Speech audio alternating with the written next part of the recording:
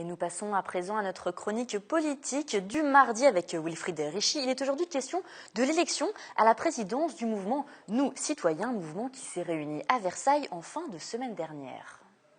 Campagne présidentielle de 2012, on se souvient du fameux Moi Président lancé par François Hollande lors du débat télévisé du second tour face à Nicolas Sarkozy. Quelques mois plus tard, naissait en réaction à cette longue tirade Nous Citoyens, un mouvement politique lancé par l'entrepreneur Denis Père avec pour ambition de voir la société civile s'engager pour réformer la France. Bien que classée d'hiver droite par le ministère de l'Intérieur, la formation qui se revendique sociale-libérale considère les clivages politiques traditionnels dépassés. Au plus haut de sa popularité, Nous Citoyens comptait jusqu'à 12 500 adhérents. Il serait environ 6 000 aujourd'hui. Nous avons démarré en 2013. Nous avons atteint donc assez rapidement les 13 000 adhérents. On a déjà participé à plusieurs élections. C'est essentiel pour nous parce que c'est ce qui nous donne la visibilité dont on a besoin. Aujourd'hui, on n'est pas assez considéré par le monde des médias. On ne fait pas pour l'instant partie du spectre. Donc on travaille via les réseaux sociaux, via Twitter, via Facebook. On va sur le terrain. Il est essentiel que nous puissions porter les vrais sujets dans les médias et au niveau des Français. On ne peut pas aujourd'hui revivre une campagne comme en 2012 où les sujets principaux étaient la viande halal et le permis de conduire. C'est inacceptable. Les enjeux ne sont pas là.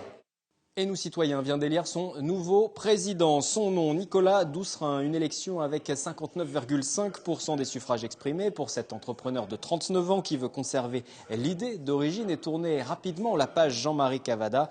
L'eurodéputé avait pris la tête du mouvement provisoirement pendant quelques mois, fin 2014, avant de claquer la porte en dénonçant un manque de démocratie interne.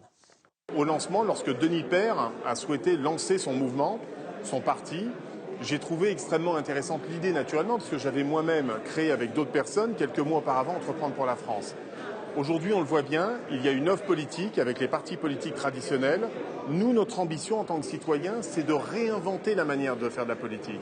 Et comme Nous Citoyens a réussi à percer, grâce notamment à Denis Père, il me semblait naturel de rejoindre Nous Citoyens, de demander à nos adhérents de rejoindre pour ne faire plus qu'un, pour qu'on soit plus fort, pour préparer les prochaines échéances.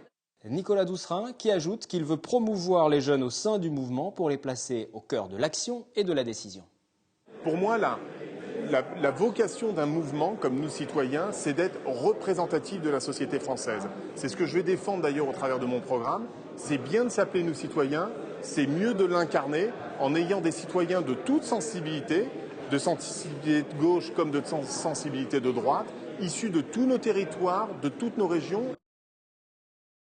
Millions de Français qui gagnent moins de 950 € par mois et des 6 400 000 Français qui sont aujourd'hui sans emploi.